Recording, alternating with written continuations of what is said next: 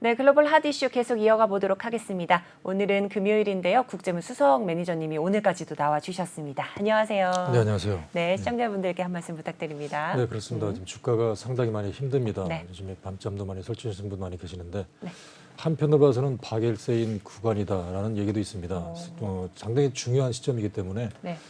끝까지 저희 오프닝 벨을 신청해 주셔서 좋은 힌트를 얻어가지고 시간이 되실 때마다 저희 미래에셋증권 강남역 센터에 오셔서 한번 뭐 좋은 상담도 나누면서 지금부터 중요한 전략을 대비해서 하반기에 좋은 결과를 얻을 수 있도록 함께 고민해보면 좋지 않을까 그렇게 보여집니다. 네, 그렇습니다. 이제 간밤 마감한 뉴욕 증시 한번 살펴보면요. 다우지수와 S&P 500 지수가 일제히 하락한 반면에 나스닥 종합지수는 그래도 조금은 상승분을 조금 키워나갔습니다. 어떻게 보셨을까요? 그렇습니다. 지금 여러 가지의 어떤 그림에 대한 시나리오, 계속해서 반복되는 얘기지만 어쩔 수 없는 러시아가 계속해서 공격성 전쟁을 가속화하는 이런 상황, 또 중국의 폐쇄, 지속되는 상황에서는 어쩔 수 없는 높은 인플레이션 때문에 연준에서는 급기야 카드를 꺼내드린 게 먼저 물가부터 때려잡자. 이 부분에서 어쩔 수 없는 금리 인상, 네. 6월 달에도 50 이상, 그다음에 7월 달에도 50 이상. 이 그림 속에서는 당연히 주가는 추락을 거듭할 수밖에 없다. 더 떨어질 수밖에 없다. 이런 구조인데 물론 한편으로 봐서는 11월 달에 미국의 중간 선거가 있는데 과연 주가가 큰 충격, 큰 쇼크가 일어난다면 한편으로 봐서는 계속 보고만 있을까? 이런 금리 인상을 계속 할 수가 있을까? 아니면 뭔가 좀 안정을 취한 조치가 나오지 않을까? 이런 네. 내용들이 맞물려 있는 상황이기 때문에 전일의 이런 나스닥 지수의 반등, 다시 말씀드리면 나스닥 전체적으로 시장이 떨어졌지만 네. 나스닥 지수 중에서 상승한 종목이 무엇일까? 가만히 보게 되면 전기차, 트럭 관련 리비안이라든가 루시드 이런 전기차였습니다. 그렇기 때문에 한쪽에서는 여전히 단기적으로 힘들다. 일단 팔고 보자. 6월 달에 어차피 7월 달에 금리를 계속 올릴 텐데 그러기 때문에 일단 팔고 나서 네. 그다음에 이제 6월 달쯤에 어떤 금리 인상 스탠스가 다소 예상했던 것보다 적어지면 다시 사자. 이런 심리 때문에 전체적으로 파는 가운데 물론 또 한편으로 봐서는 이 밸류션이 너무 싸기 때문에 중장기적인 차원으로 봐서는 지금 사놓으면 좋을 것 같다.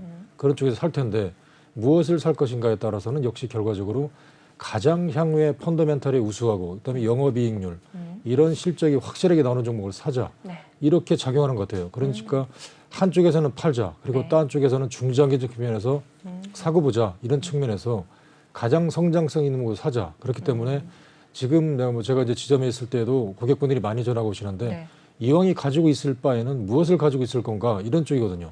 그렇기 때문에 그냥 가지고 있겠다라는 차원은 내가 어차피 주가가 오르기 때문에 가지고 있을 텐데 그럴 바에는 가장 성장성 있는 종목으로 옮기자 이런 차원이거든요. 그래서 전일 다우가 전체적으로 떨어지는 가운데 나스닥 종목 중에서 이런 어차피 나올 비즈니스 차원에서 가장 성장성이 확실한 전기차를 사자 이런 쪽으로 나왔기 때문에 전일 나스닥의 상승 종목은 역시 전기차였습니다. 그렇기 때문에 이런 점을 보시고 주가가 전체적으로 떨어진다면 주식을 팔아야 되겠지만 결과적으로 추가적으로 하락은 예상된다. 하지만 결과적으로 상승할 것이다. 긴 측면에서라고 본다면 가장 성장성 있는 종목을 사고자 하는 심리가 이런 나스닥에서 반등으로 나온 모습이 아닌가 보여집니다. 그렇습니다. 이제 간밤 뉴욕 증시 살펴보면요. 나스닥이 소폭으로 반등한 모습 속에 전기차 섹터가 조금 힘을 냈던 그런 장이었다. 이런 분석해 주셨고요. 결국 나중을 위해서 현재는 조금 관망하는 자세 좀 필요하겠다라는 말씀도 해 주셨습니다. 자, 이제 엊그제 소비자 물가 지수의 증시들이 좀 영향을 많이 받았는데요. 또 이제 어제는 근원 생산자 물가 지수가 발표되면서 또 어떤 영향을 미쳤을지 좀 궁금하거든요. 그렇습니다. 이제 소비자들의 시각에서 보는 소비자 물가 지수는 전년보다는 약간 떨어졌지만 그래도 높았다. 이런 부분은 역시 부담감이었는데 그렇다면 이제 기업자들 생산하는 사람 입장에서 보는 물가 지수 어떻을까 이런 내용들인데 역시 마찬가지로 작년보다는 좀 낮아져서 좋았다라고 기대는 모았지만 높았다는 점이거든요. 근데 이 생산자 물가 지수도 상당히 중요한 게 만약에 지금 시장에서 가장 우려스러운 점들 이렇게 물가가 높아지면 소비자들이 사기가 힘들다. 그렇다면 수요가 준다. 그렇다면 기업 입장에서는 물건을 과연 만들어야 될까? 이런 고민들이거든요. 근데 만약에 이런 점들에서 물건을 만들지 않는다면 만약에 이제 어느 정도 경기가 펀더멘탈이 좋아질 때 소비자가 사고자 할 때 어떻게 될 것인가 이런 점들이네요. 그래서 네. 가장 중요한 점들은 소비자 물가 지수가 중요하지만 생산자 물가 지수도 상당히 중요하다. 이런 부분들이 만약에 계속해서 우려가 된다면 뭐 향후에 어떤 경기 시그널을 둔화를 보이는 이런 모습들입니다. 그런데 여전히 높았습니다. 그래서 역시 인플레이션 부담이 된다.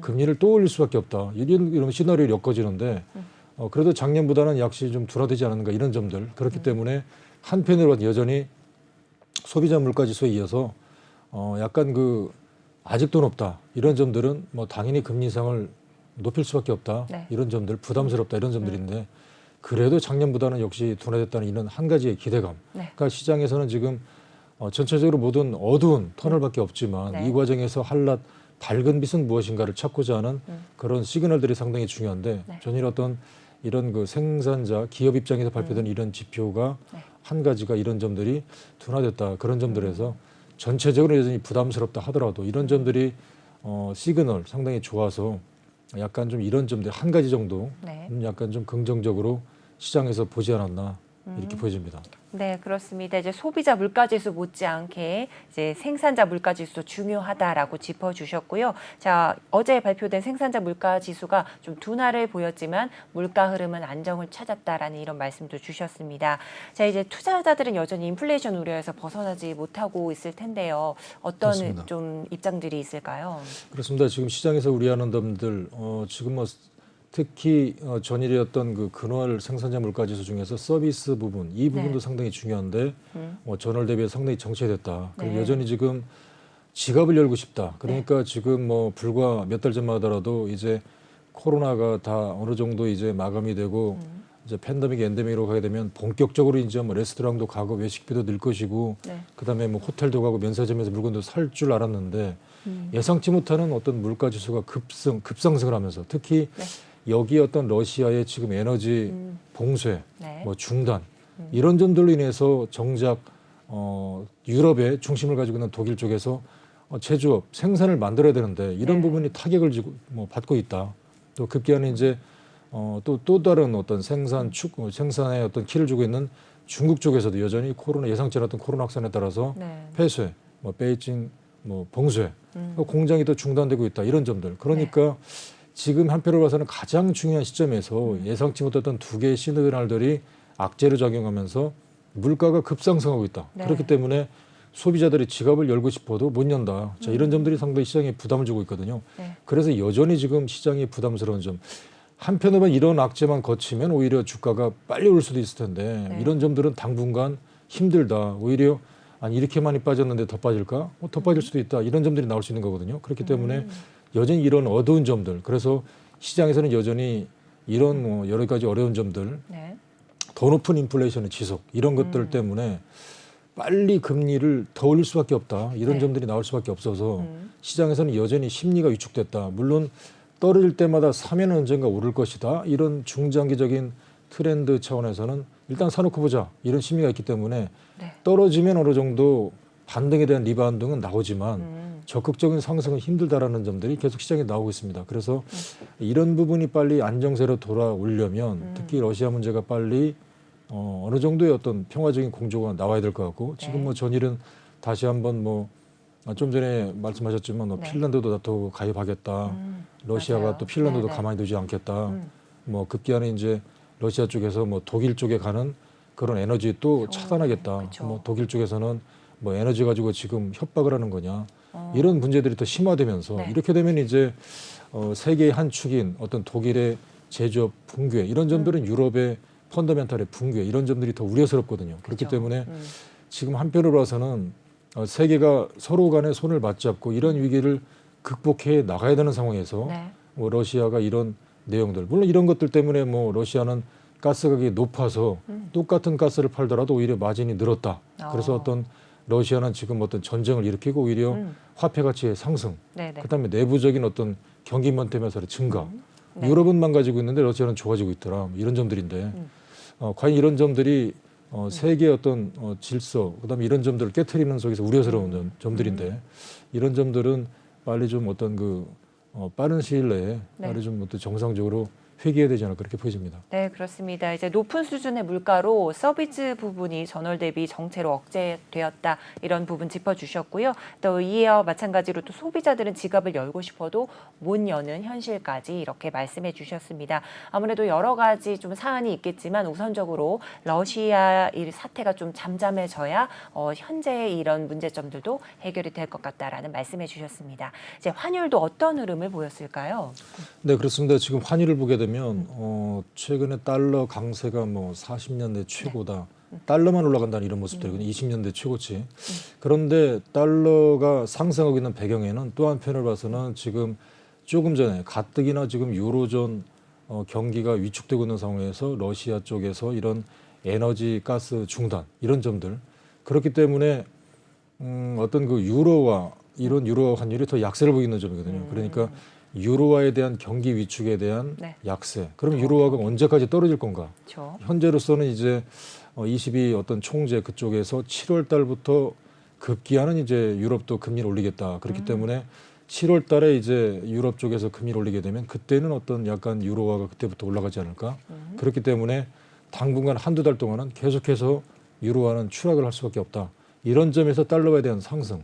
또 마찬가지로 유엔화 같은 경우도 지금 어떤 경기 위축에 따라서 화폐 가치 하락. 여기에 또 달러 가격 상승. 마찬가지로 엔화 같은 경우도 지금 뭐 하락을 거듭하고 있는 상황. 네. 그렇기 때문에 지금 주변국들 그러니까 유로의 어떤 경기 위축 또 중국에 대한 경기 펀더멘탈의 위축 네. 그리고 또 일본마저도 이제 여러 가지 경기에 대한 스탠스에 대한 부담감. 그러니까 미국만 경기 선행지수가 3개월째 바닥을 탈피하는 가운데 주변의 모든 국들이 지금 다 네. 경기 선행지수가 하락세입니다. 그렇기 때문에 지금 당장으로 봐서는 경기에 대한 위축이 나오기 때문에 당연히 달러화는 높아질 수밖에 없다. 그러니까 한쪽으로 봐서는 아니 달러가 지금 20년대 이렇게 최고치인데 지금 한 달 전, 두 달 전, 세 달 전 계속해서 어떤 다른 환율 전문가는 뭐 달러는 고점이다. 네. 이제는 꼭지다. 팔아야 된다. 라고 지금 몇 달째 주장하는데 달러 오히려 폭등하고 있거든요.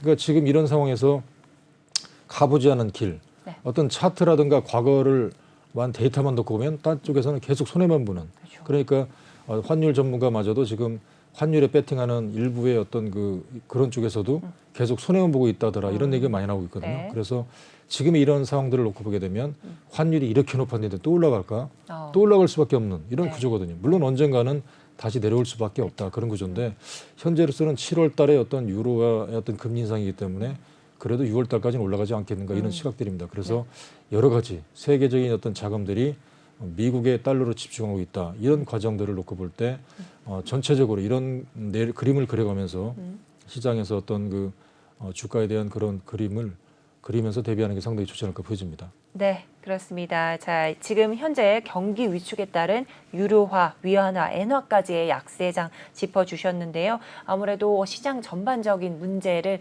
이렇게 지금 시장이 좀 힘을 내지 못한 모습까지 보셨습니다. 자, 이제 S&P 500 지수가 연중 최저치를 기록한 가운데 나스닥 지수도 움직임이 심상치가 않습니다. 자, 이제 이번 주에 기술주들이 좀 큰 타격을 입으면서요. 애플이 5%대 좀 낙폭을 보였는데 어제장에도 2%대 낙폭을 또 보였습니다. 네, 세계 그렇습니다. 시장 전반적으로 조금 안 좋은데요. 어떻게 보실까요? 그렇습니다. 지금 가장 중요한 시각들 그러니까 기술주의 가장 큰 축 다시 말씀드리면 주가가 상승할 때 어떤 종목이 가장 먼저 올라올까요? 이 부분에 대해서는 흔히들 애플과 테슬라입니다. 이렇게 얘기를 많이 하는데 지금의 가장 중요한 축인 애플 안타깝게 지금 부품업체인 공급업체죠. 이 폭스콘이 중국에 지금 뭐 베이징이라든가 이쪽에 대해서 상해 폐쇄 이런 부분들 때문에 공장 가동 중단 상당히 심각한 타재를 빚고 있다. 그렇기 때문에 애플도 여기에 따른 영향 때문에 주가가 할 수 없이 떨어진 내용들.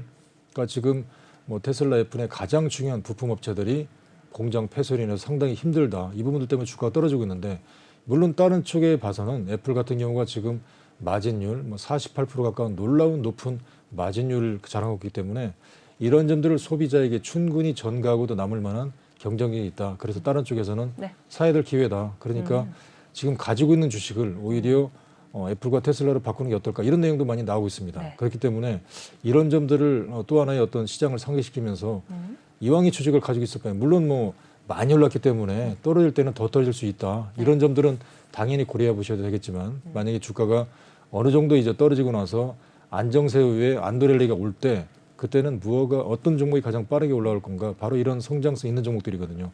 눈여겨보시고 어떤 그 중국의 이런 그 폐쇄 이런 내용들 때문에 공급망 우려감 때문에 네. 여기에 부품업체인 애플 주식도 떨어졌다 이런 네. 점들. 그렇지만 한쪽으로 봐서는 오히려 마진율 증가에 따른 수익성이 기대가 된다. 그렇기 때문에 뭐 사야 될 기회다 이런 점도 나오고 있습니다. 네. 그렇기 때문에 단기적으로 주가가 떨어진다면 더 많이 올랐기 때문에 더 떨어질 수밖에 없다. 하지만 네. 주가가 상승 궤도로 접어든다면 어떤 종목이 가장 많이 올라갈까? 물론 아무도 없습니다. 알 수 없습니다만 네. 현재로서는 이런 가장 성장성 있는 종목이 네. 전일 미국에서 보여줬다. 그렇기 때문에 이런 전기차 섹터, 그다음에 전기차 뭐 자율주행차 네. 이런 점들이 미래에 대한 확고한 어떤 시그널 사업 영역이 다각화될 수밖에 없다. 그런 네. 구조이기 때문에 많이 떨어진다 하더라도 상승 쪽이 이런 쪽에 나올 수밖에 없기 때문에 네. 이번 기회에 이런 어떤 종목에 리밸런싱을 한다면 이런 네. 쪽으로 포인트를 주는 것이 상당히 좋겠다 이렇게 말씀드리고 싶습니다. 네, 이제 앞서 애플 얘기 잠깐 해주셔서 이어가 보면요. 세계 시장 1위였던 애플이 이제 2위로 밀려났다라는 이런 기사도 나오고 있었고요. 또 이제 애플의 에어팟을 단종시키겠다라는 이런 선언도 했습니다. 자, 아이팟을 단종시키겠다 이런 말도 있었는데요. 자, 이제 또 코인 시장이 안 좋으면서 테슬라 주가도 좀 무너진 상황입니다. 이렇게 돼서 미국 주식을 좀 접근하시고 싶으신 분들은 이번 기회로 저가 매수 타이밍을 좀 잡아봐도 되겠는지 어떠실까요? 네, 그렇습니다. 지금 말씀하신 부분이 상당히 중요한 어떤 시장의 메이저 뭐 개인 투자자 지금 가장 전화문의가 많이 오는 분이 바로 이분인 것 같아요. 그러니까 앞으로 주가가 뭐 물론 떨어진다. 단기적으로 더 떨어질 수밖에 없는 구조입니다. 그렇기 네. 때문에 더 떨어질 수는 있습니다. 왜냐하면 많이 올랐기 때문에. 그러니까 지금 시장에서는 가장 보는 부분들이 어떤 밸류에이션 그러니까 현재 가치가 이 정도 있어야 되는데 많이 올라갔기 때문에 제자리 찾는 과정에서 당연히 많이 오른 종목이 많이 빠질 수밖에 없습니다. 그런데 중요한 점들은 만약에 내가 주가가 올라간다. 어차피 지금의 시장들은 과거에도 그렇고 여러 가지 뭐 대공황 때도 그렇고 2008년 금융위기도 그렇고 주가가 끝났다. 네. 뭐라고 뭐 할 정도로 상당히 과도했지만 그런 어려운 위기를 딛고 주가는 항상 지나고 보면 올랐거든요. 그렇기 때문에 언제가 뭐 1000포인트 돼서 오르다가 우리나라 주식도 2000에서 3000 이렇게 올랐기 때문에 물론 단기적인 이런 베이시스를 가져가게 되면 주가는 더 떨어질 수밖에 없다지만 과거의 역사가 이런 어려운 점을 딛고 올랐기 때문에 만약에 지금 이제 우리가 그렇다면 이런 뭐 어려운 역경을 딛고 현재로 봐서는 뭐 추가적인 금리 인상 우려가 있다. 그렇다면 6월까지 더 떨어질 수밖에 없다. 이런 구조지만 네. 한편으로 봐서는 이런 위기를 극복하고 연준 입장에서도 다른 측면으로 봐서는 이제 이런 측면 이후에 이제 다소 이제 비둘기적인 내용으로 갈 수밖에 없다. 그렇다면 어느 시점에 분명히 이제 연말까지 안도랠리가 온다. 네. 상당히 급상승이 올 수도 있다. 이런 네. 점들인데 과연 그때는 누가 가장 많이 올라올 건가? 네. 한국인가 중국인가 미국인가 유럽인가 이런 거거든요. 그러니까 올라올 때를 놓고 보게 되면 가장 펀더멘털이 좋은 게 어느 쪽일까? 그다음에 실적이 가장 좋은 게 어느 쪽일까? 그렇다면 좀 전에 계속 반복된 얘기입니다. 네. 뭐 각자의 어떤 개성이 틀리겠지만 시장의 메이저들은 지금 딱 세계적으로 놓고 볼 때는 경기 선행 지수가 미국이 3개월째 올랐다. 유럽은 떨어지고 있다. 뭐 중국도 제자리다. 뭐 한국도 상대적으로 뒤처졌다. 그렇다면 시장의 메이저들은 제가 만약에 메이저라면 당연히 미국을 살 수밖에 없을 것 같고요. 네. 그러면 그 중에서 가장 펀더멘털이 좋은 건 무엇일까? 지금 영업이익을 보시면 이런 애플이라든가 테슬라는 몇백 조입니다. 영업이익이. 그렇기 네. 때문에 만약에 뭐 올라간다고 가정한다면 네. 그래도 여전히 이쪽에서 먼저 포커스를 두지 않을까 싶기 때문에 떨어질 때는 어차피 주식이 다 같이 떨어진다. 네. 많이 올랐기 때문에 더 많이 떨어진다. 이런 쪽을 차치하고서라도 네. 뭐 7월이 될지 8월이 될지 하반기로 인해 주가가 올라간다면 바로 이런 쪽에서 먼저 올라올 가능성이 크다라고 보여지기 때문에 네. 만약에 내가 주가가 어차피 올라간다. 나는 장기적으로 가져갈 거다. 뭐 제일 좋은 주식을 가져갈까라고 본다면 이번 기회에 약간 이런 종목이 없으시다면 이런 종목으로 가장 성장성이 떨어지는 거를 팔아서 약간은 바꾸는 전략도 상당히 좋지 않을까 보여집니다. 네, 이제 펀더멘탈과 실적이 좋은 기업 위주로 좀 지켜보시라는 말씀해 주셨고요. 장기적 관점으로 보시게 되면 이렇게 현재 뭐 애플이나 테슬라 같은 이런 주식들도 좀 눈여겨보셔도 좋을 것 같다라는 의견도 주셨습니다. 자, 이제 이어서요. 파월 연준 의장이 또 인플레이션 통제할 수 있는 도구가 있다라는 이런 발언을 했는데요. 어떤 내용인가요? 그렇습니다. 지금 말씀하신 부분이 계속해서 나올 것 같아요. 무슨 네. 얘기냐면 주가가 지금 여러 가지 내용으로 봐서는 결과적으로 연준의 카드는 지금 주가가 이렇게 계속 박스권으로 갈 텐데 네. 지금 연준의 카드는 이대로 두게 되면 11월 중간 선거에 무조건 패배할 수밖에 없습니다. 왜냐하면 물가도 못 잡아 경기도 망쳐. 당연히 패배이기 때문에 한 가지를 먼저 강하게 잡아야 된다. 그 과정에서 물가를 선택한 거거든요. 네. 근데 그렇다면 지금 주가가 이렇게 박스권이 아니라 폭락했다가 급등할 수 있는 이런 그림이 나올 수밖에 없는 그런 구조인데 네. 그렇다면 지금 주가가 예상치 못하게 너무 빠르게 떨어진다. 그렇다면 연준에서는 당연히 이제 이런 주가를 달래낼 수 있는 너무나 주가가 큰 쇼크로 빠지면 안 되기 때문에 달랠 수 있는 카드가 나올 수밖에 없습니다. 그래서 파월도 급기야는 네. 준비가 돼 있다. 지금 뭐 여러 가지 물가를 잡기 위한 준비가 돼 있다. 충분히 준비가 돼 있고 뭐 이런 내용들. 그런데 물론 엊그제에 따라서는 또 물론 이런 내용도 있습니다. 왜냐하면 시장에서는 아니 이렇게 뭐 물가를 먼저 잡겠다는데 이런 식으로 하게 되면 야 이러다가 이제 다음 달에 50이 아니라 70으로 갈 수도 있는 거 아니야라고 예상을 했는데 오히려 파월 의장은 50만큼밖에 안 할 겁니다라고 하면서 네. 시장에서는 처음에는 이렇게 이제 어렵더라도 결과적으로 많이 안 오르겠구나 안정세를 보였다가 또 한편으로 봐서는 다른 쪽에서는 무슨 얘기지 이렇게 이런 상황으로 봐서는 급기야는 높게 올릴 수밖에 없는데 못 믿겠는데 하면서 시장이 또 이제 시장에서는 연준의 신뢰를 떨어지는 모습 때문에 주가가 더 폭락하는 이런 모습을 보이거든요. 그렇기 때문에 여러 가지가 지금 해석이 다 틀린데 이런 과정에서 이제 파월 의장이 먼저 준비가 돼 있다. 50 정도 올릴 거다. 물론 이런 쪽에 대한 해석들. 그러니까 전체적으로 어려운 가운데 이런 해석들이 나오고 있는 거거든요. 네. 그러니까 급기야는 지금 뭐 샘프레스 총재 같은 경우도 상당히 좀 비둘기적인 의사였는데 최근에 이제 여러 가지 모든 시장의 시그널들이 다 예상치 못했던 인플레이션이 높아지다 보니까 뭐 이 가장 비둘기적인 샘프레스 총재도 불과 몇 달 전만 하더라도 매파로 바뀌어서 맞다. 네. 뭐 틀 빨리 올려야 된다라고 했다가 주가가 좀 급하게 떨어지니까 전일은 다시 말을 바꿨거든요. 네. 그러니까 인플레이션이 이렇게 그렇게 뭐 높은 우려를 할 만한 상황은 아니다. 뭐 굳이 뭐 50bp를 할 필요가 있겠느냐 이런 상당히 좀 네. 긍정적인 코멘트를 했습니다. 그러니까 전일 이런 나스닥의 일부 성장성 있는 종목들이 네. 리비안이라든가 이런 로시드 종목이 강하게 급등세를 보였다는 이런 점들도 여기에 작용한 것 같아요.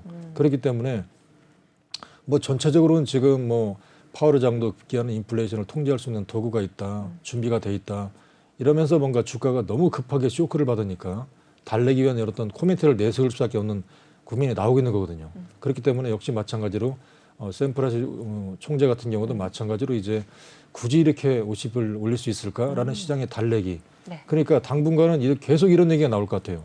뭐 그렇다 하더라도 지금 물가가 뭐 러시아가 이런 상황이 지속되고 뭐 중국 같은 경우도 계속 봉쇄가 나오고 어쩔 수 없는 상황입니다. 이런 상황에서는 뭐 당연히 이제 인플레를 잡기 위해서 시장은 뭐 그림은 나온 것 같아요. 네. 6월달, 7월달에 50 이상 올 수밖에 없는 국면이다. 그렇기 때문에 주가가 반등하더라도 뭐 팔 수밖에 없는 구조다. 그렇기 때문에 반등하면 또 떨어질 거고 또 주가가 반등하면 시장이 좀 안정적이기 때문에 금리를 높게 올릴 수밖에 없고 이런 과정에서 상승하다 싶으면 떨어질 수밖에 없습니다. 그렇지만 주가가 큰 쇼크가 나온다면 네. 연준에서도 이런 모습들이 좋지 않기 때문에 미국의 어떤 주가가 너무 크게 떨어지더라도 네. 미국 국민에 대한 물가가 올라서 지금 살기도 힘든데 주가도 떨어진다.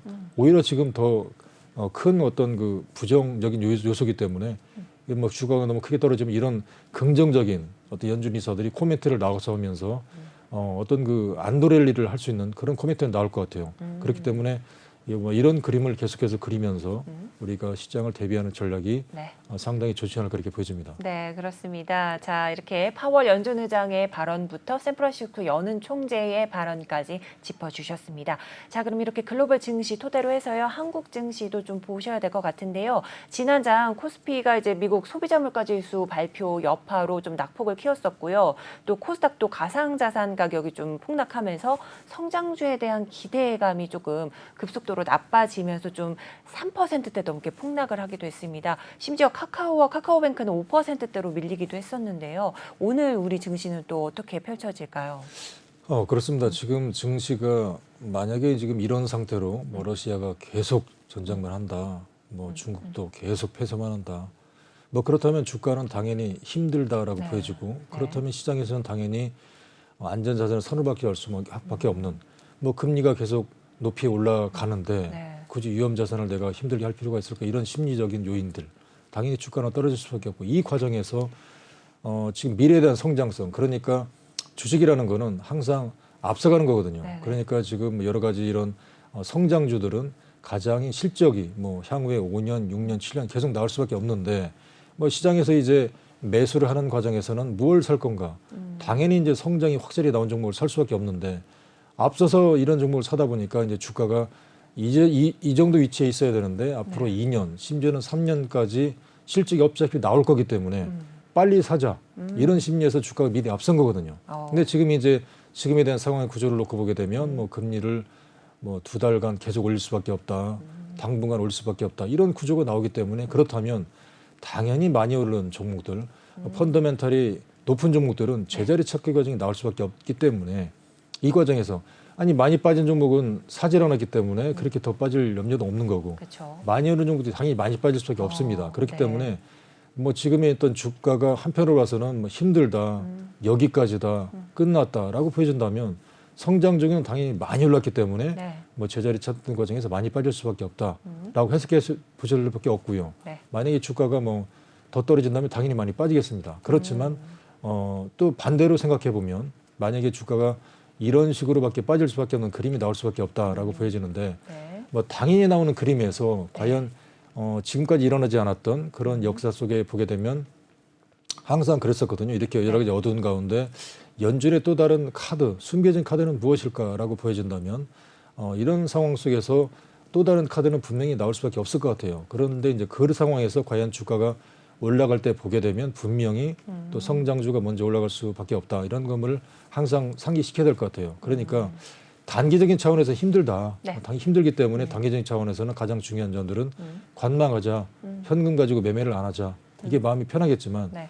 만약에 나는 중장기적으로 뭐 5년이든 10년이든 가지고 하겠다라고 보신다면 이번 기회에 가장 성장성이 뛰어난 이런 종목을 조금이라도 가지고 있어야 된다라는 점도 항상 생각해야 될 거예요. 그러니까 우리 증시도 오늘 역시 마찬가지로 여러 가지 미국의 여러 가지 어려운 점들 이런 뭐 경기적인 지속 이런 가운데 주가는 오르기 힘들겠지만 뭐 그때 그나마 단기적으로 미국 같은 경우도 전일 보게 되면 많이 빠졌다는 이유 그다음에 일부의 샌프란시스코 총재의 어떤 네. 긍정적인 발언 이후에 가장 성장성 있는 종목 일부 전기차 업종만 상승했다라고 하기 때문에 네. 우리나라도 전체적으로 주가가 다 같이 힘들겠지만 물론 한편으로 봐서는 이제 전일도 보게 되면 오른 종목들 미국도 엑슨모빌 어떤 국내 같은 데도 S-오일이라든가 유가 관련주 이런 점들이 당장은 오를 것 같습니다. 그러니까 나는 지금 단기적으로 플레이할 거다라고 네. 하신 점들은 이런 유가 관련주라든가 그다음에 뭐 CJ 젤제당이나 CJ 프레스웨이 같은 음식료 그러니까 필수 소비재도 그러니까 너무 힘들기 때문에 지갑을 열 수가 없습니다. 그렇지만 어쩔 수 없는 지갑을 열어야 될 경우들 네. 뭐 저 같은 경우도 이제 뭐 출퇴근 시 운전하기 때문에 어쩔 수 없는 뭐 휘발유를 넣어야 되는 상황 그렇죠. 이런 거거든요. 그래서 지금 네. 주가가 다 같이 떨어졌다 오를 때 보면 뭐 S-오일이라든가 GS 그다음에 뭐 CJ 제당 뭐 프레시웨이 우리가 꼭 먹어야 되는 것들 네. 그다음에 꼭 뭐 에너지 관련주 이런 것들 단기적으로는 이런 종목을 갖다 플레이하시는 게 좋을 것 같고 네. 중장기적으로 길게 보신다 하는 분들은 저는 미국에도 보여줬겠지만 뭐 전기차에 들어가는 어떤 그